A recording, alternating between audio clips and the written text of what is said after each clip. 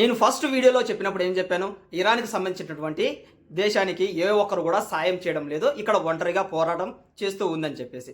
అప్పుడు మన భారతదేశానికి సంబంధించినటువంటి న్యూస్ ఛానెల్లే కాకుండా ప్రతి ఒక్కరు ఏం చెప్పారు? పాకిస్తాన్ అన్నది చూడండి ఏ విధంగా అమెరికాకి ద్రోహం చేసి ఇరాన్‌కి సపోర్ట్ ఇస్తూ ఉందో అని చెప్పేసి బాగా న్యూస్ ఛానెల్‌లో ఉతికి ఆరేశారు. ఇప్పుడు మళ్ళీ ఏమంటున్నారు? ఏకంగా ఇరాన్‌కి వెన్నుపోటు పొడిచి అమెరికాకి సాయం చేస్తూ ఉందని చెప్పేసి ఇక్కడ వీళ్ళైతే చెబుతున్నారు కదా. ఇప్పుడు మరొక విషయం ఏంటంటే ఏకంగా అమెరికాతో కలిసి ఇరాన్ పైన యుద్ధానికైతే వెళ్ళబోతుంది. అంటే వీళ్ళు వెళ్ళబోతుందంటే కన్నా ఏకంగా పాకిస్తాన్కి సంబంధించినటువంటి ఫైటర్ జెట్స్ కానీ లేదంటే కన్నా ఆర్మీ కానీ డైరెక్ట్గా ఇన్వాల్వ్ అవ్వవు. కేవలం పాకిస్తాన్కి సంబంధించినటువంటి ఎయిర్ బేస్ని అమెరికా వాళ్ళకైతే ఇచ్చేస్తాయి. మరి ఇలా ఇచ్చేస్తే కన్నా వాళ్ళకేంటి లాభం అంటే కన్నా పాకిస్తాన్ వాడి యొక్క బుద్ధి తెలుసు కదా, వాడికి కావాల్సిన డబ్బు ఎంత నీచానికైనా దిగజారుతాడు. ఒకవేళ పాకిస్తాన్కి సంబంధించినటువంటి ఎయిర్ బేస్ని అమెరికా ఉపయోగించుకున్నా కూడా ఇరాన్ యొక్క వెంట్రుక కూడా కదిలేదు, ఏమీ ఉండదు. కారణం ఏంటి?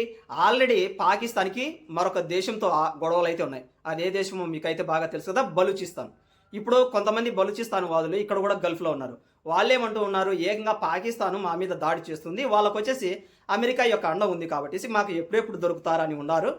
ఇప్పుడు ఎలాగో పాకిస్తాన్ కన్నా ఎయిర్ బేస్ని కన్నా ఇచ్చినట్టయితే కన్నా ఇటు పాకిస్తాన్ని at the same time America కూడా మేము సరైనటువంటి బుద్ధి చెప్తామని చెప్పేసి ఇప్పుడు వాళ్ళు కూడా రెడీగా ఉన్నారు. అంటే ఏమనే మాత్రం పాకిస్తాన్ వాడు కన్నా అమెరికాకు సపోర్ట్ చేస్తే కన్నా ఇటువైపు ఎవరు కొడతారు? బలూచిస్తాన్ వాళ్ళు కొడతారు. అటువైపు వచ్చేసి ఆఫ్ఘనిస్తాన్ వాడు కొడతాడు. అంటే ఇప్పుడు ఏకంగా రెండు దేశాలని ఆ పక్క నుంచి కూడా తంతారు కాబట్టి ఇక్కడ ఎటువంటి పరిస్థితిలో అమెరికా ఇరాన్ పైన దాడి చేయలేదు. ఇక్కడ మరొక గాజా అవ్వబోతుంది పాకిస్తాన్. ఒకవేళ తప్పై కూడా అమెరికా గన సాయం చేస్తే జరిగేదైతే ఇదే.